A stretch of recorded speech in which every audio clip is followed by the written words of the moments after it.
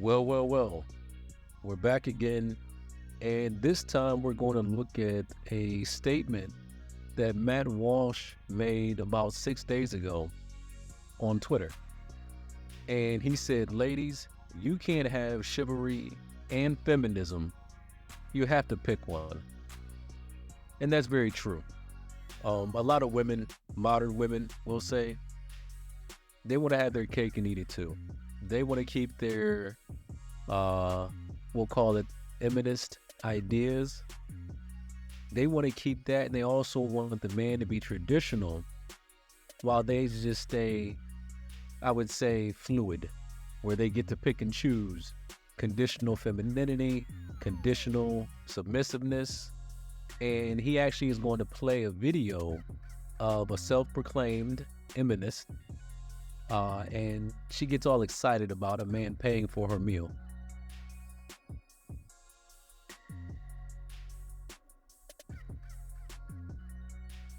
I'll explain, but first let's watch the video. Here it is. Guys, I went on a date this week and I felt the feminism leaving my body. I live on the east side of LA, and if you don't know what that means, it's sort of like the artsier part of LA, you know. It's people say it's like Brooklyn and New York. So I go on dates with a lot of men and women who, live over here. There's always a negotiation about who pays, and that's great. I like to pay for people, all that. But what I will say is that I sort of fell into going on a date with the most guy I've ever been on a date with. And he's from West, Santa Monica. He's a bro, right? A guy's guy is usually not my type. I cannot remember the last time that I went on a date with a straight bro, you know what I'm saying? But it befell me. It befell me in an organic fashion. So I'm on this date with this guy, and the thing about a guy's guy is he's putting his card down. He's paying for everything. And I really it sort of activated something feral in me. I'm not gonna lie. We went to another bar, and he was gonna go to the bathroom, so I was getting prepared to.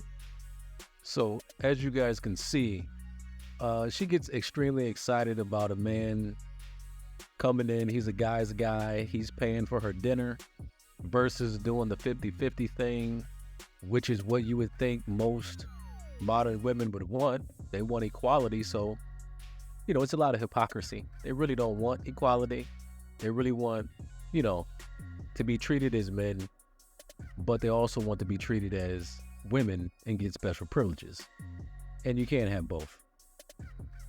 So Matt goes in to say a little bit about what she said, and then I'll get into how I feel about it. She has discovered that she likes a masculine man because he pays for dinner. The question is whether she will like and accept and respect the other aspects of masculinity. And will she be willing to play her part and be the feminine woman that a masculine man desires?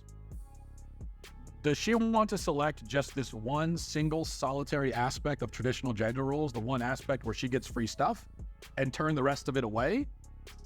Because this is how it very often goes with feminists of this sort. And it's why the swooning that they do over guys very quickly turns to anger and resentment.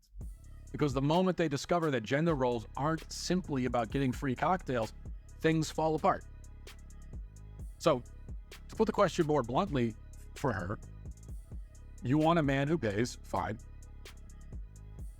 But are you also willing to drop the feminist girl boss and be the kind of woman that the man who pays actually wants? It's the season of giving, but you've already... So he made a good point there, that I know all of you listening to this were thinking just like I was. Will these type of women that are conditionally submissive, conditionally feminine, how long can they keep up the charade and be the type of woman that we want past the dating stage or even past the first date? And the answer is usually that they cannot, because it's just like anything else. Either you're feminine or you're not. When these women say, yeah, I'll be feminine for the right man, but my default setting is not feminine and not submissive, But if I meet the right man, I'll be submissive. It's kind of like saying, if you have an employee and they show up late for work all the time, right? We'll say 90% of the time. But then they're like, well, hey, look, if we can get the right manager in here, I can show up on time. But their habit for the past, we'll say 20, 30 years is being late, not doing their work. But they're like, I can straighten up, I can do this. It's only going to be a temporary fix. It's not really going to be seen as something that can be sustained for a long period of time. And that's what a lot of men are realizing now. When you have a woman that is a self-proclaimed feminist, you pretty much see it as a red flag. And you got to learn to walk away, fellas, because it's not going to end well for you. Eventually, she's going to default to being aggressive. She's going to be very masculine. She's going to try to push your buttons. And eventually, the relationship or the marriage is going to fail. He also got into a little bit of a back and forth, call and response with Megyn Kelly. And he said, why should the man play the traditionally masculine role of paying for the meals if the woman is not going to play the traditionally feminine role in return? And Megyn Kelly responded and said, typical female fashion, where she says, it's not about role playing. It's about who you are and what attracts you. The message that in order to get a man who wants to take care of you, you have to be a traditional wife is not true. Some guys want the fire and excitement of a working wife. That doesn't even make sense, fellas. Never listen to this nonsense. She goes on to say, trust me, we bring plenty to the table that would be very appealing to many, not all, men. And lots of those men would still want to take care of us, protect us, and marry us. It's awesome.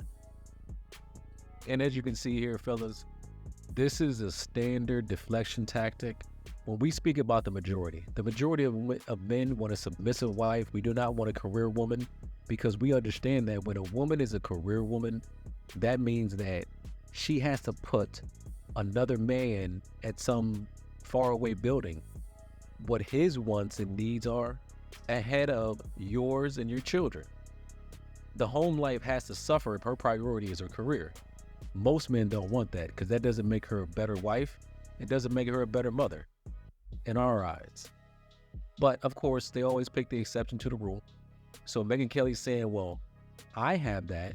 I'm a modern woman and I'm a career woman. And, I know a few friends of mine where there's some, she says some guys want the fire and excitement of a working wife. And that's just, it's cope. It's cope and cap. It's a little bit of both, man. But that's what they do. They always pick the exception to the rule. And then they trot out some kind of straw man argument that doesn't really exist. Who knows if she's even, being straightforward and being honest? I don't know, because these are things we can't prove. But one thing we do know, since the dawn of time, history has shown, and that's something that can be proved because it's in the past, that the majority of men want a woman that is nurturing, supportive, submissive. We would prefer a stay-at-home mom, stay-at-home wife versus a career woman. Because you've had a career woman and career women since probably the 60s, and we see that the marriage rates are astronomical. The divorce rates are astronomical. The marriage rates are in the toilet. So it just hasn't been working statistically. And Matt Walsh goes on to say, because he got a lot of backlash, they were attacking him on Twitter.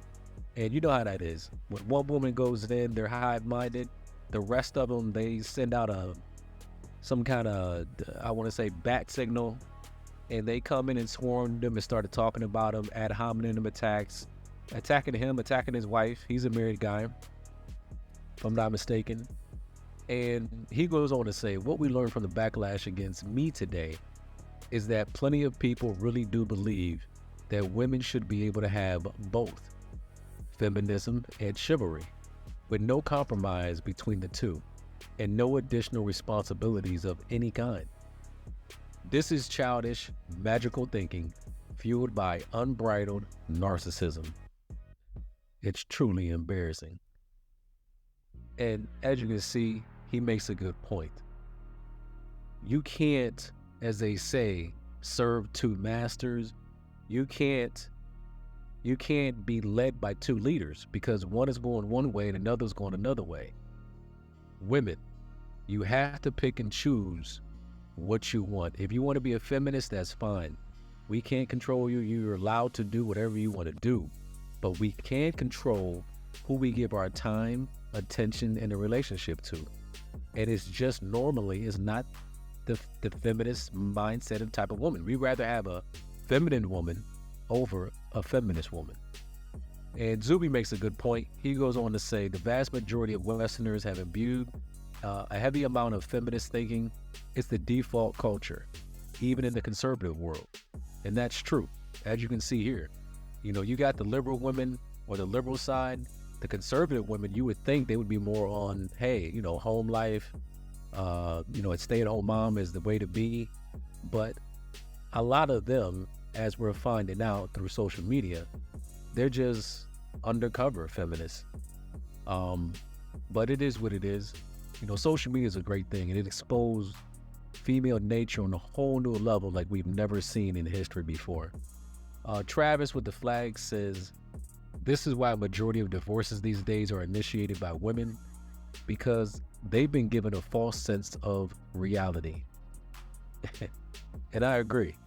It's definitely a false sense of reality, thinking that they can have it all.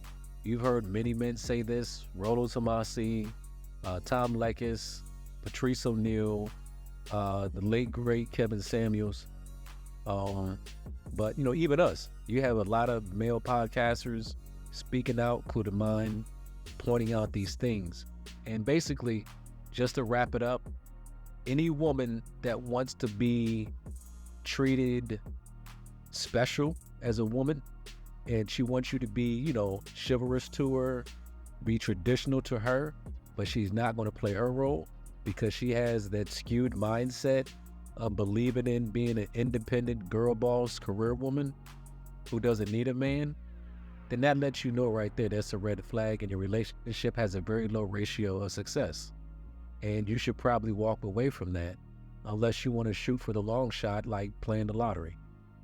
So the choice is yours, but the majority of men, the majority of us, are walking away from that type of female.